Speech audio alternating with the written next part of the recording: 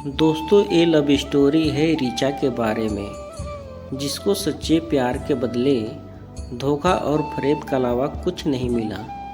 इसलिए अगर आप भी किसी से बेतहा प्यार करते हो तो एक बार ये स्टोरी ज़रूर पढ़ें। कॉलेज का पहला दिन था। सभी के सामने नए नए चेहरे थे। सभी लोग इन्हीं नए चेहरों से अपनी पहचान बनाने में लगे थे। सभी एक दूसरे से अपना परिचय करा रहे थे। तभी कॉलेज के पहले दिन का हमारा पहला क्लास शुरू हुआ। कॉलेज से पहले चल रहे इंट्रोडक्शन के इस सिलसिले को मैम ने और आसान बना दिया। उन्होंने आते ही सबसे पहले सभी को अपना इंट्रोडक्शन सबके सामने देने को कहा। सभी स्टूडेंट एक एक करके अपने बारे में बता ही रहे थे। तभी जैसे ही ऋचा ने अपने बारे में कहना शुरू किया, मानो उसी क्लास में बैठे विशाल की आंखें बस उस पर ही टिक गई। विशाल बड़े ही गौर से ऋचा का इंट्रोडक्शन सुनने लगा और उसको देखता ही रहा। ऋचा के बैठ जाने के बाद भी विशाल की नज़रें तो बस ऋचा पर ही टिकी हुई थी। कॉलेज के दूसरे दिन भी जैसे ही विशाल कॉलेज आया, उसकी निगाहें तो मानो बस ऋचा को ही ढूंढ रही थी। विशाल ने ऋचा से किसी भी तरह किसी भी बहाने से बात करने की लेकिन उसे ये मौका ही नहीं मिल पाया।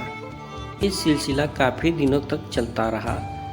तभी एक दिन कॉलेज में एक असाइनमेंट के लिए एक ग्रुप बनाया गया, जिसमें ऋचा और विशाल का नाम एक ही ग्रुप में था।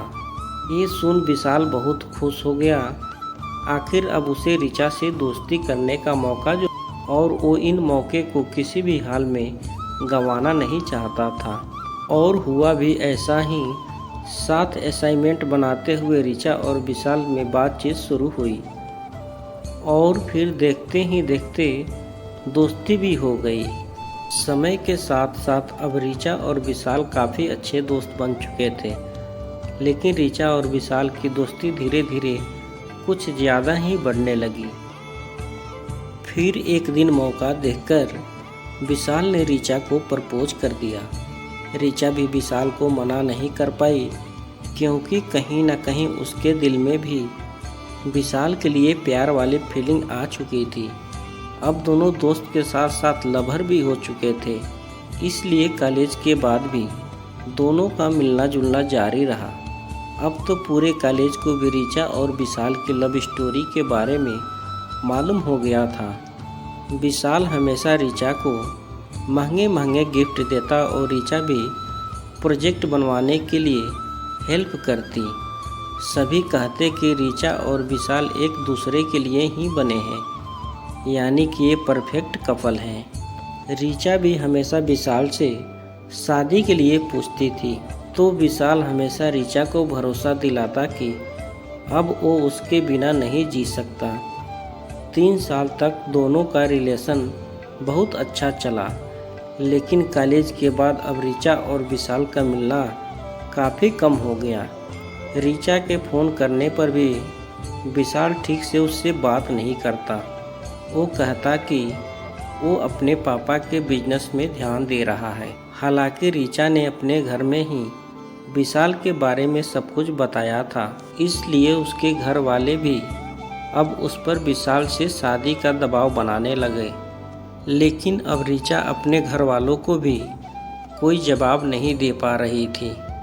फिर एक दिन ऋचा विशाल के पापा के रेस्टोरेंट पहुंच गई। वहाँ उस वक्त विशाल नहीं था, तो ऋचा ने विशाल के पापा को कहा कि वो विशाल की फ्रेंड है और यहाँ से गुजर रही थी, तो यहाँ आ गई। और जल्दी विशाल के पापा ने ऋचा को बैठाया और वेटर से कुछ खाने पीने की चीज़ें लाने को कहा।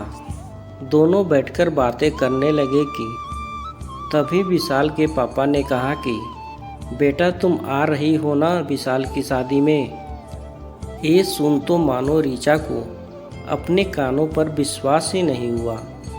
उसने फिर से पूछा तो उन्होंने कहा कि हाँ, विशाल की शादी है अगले महीने और उसी की तैयारी में लगा है। बहुत खुश है वो, आखिर अपनी पसंद की लड़की से जो शादी कर रहा है। दोनों स्कूल टाइम से ही एक दूसरे को जानते हैं। ये सुन अब ऋचा बिल्कुल निशब्द हो गई और वहाँ से निकल पड़ी। घर आकर ऋचा सीधे अपने कमरे में गई और खुद को कमरे में बंद कर घंटों रोई। ऋचा ने अपने माँ और पापा को इस विषय में बताया तो उन्होंने ऋचा को किसी तरह समझाया कि जिंदगी में अब तुम्हें आगे बढ़ना चाहिए और भविष्य के बारे में सोचना चाहिए। जो गुजर गया वो गुजर गया, अब उसके बारे में सोचकर अपनी आगे की ज़िंदगी खराब मत करो। लेकिन ऋचा अभी भी विशाल को भुला नहीं पाई।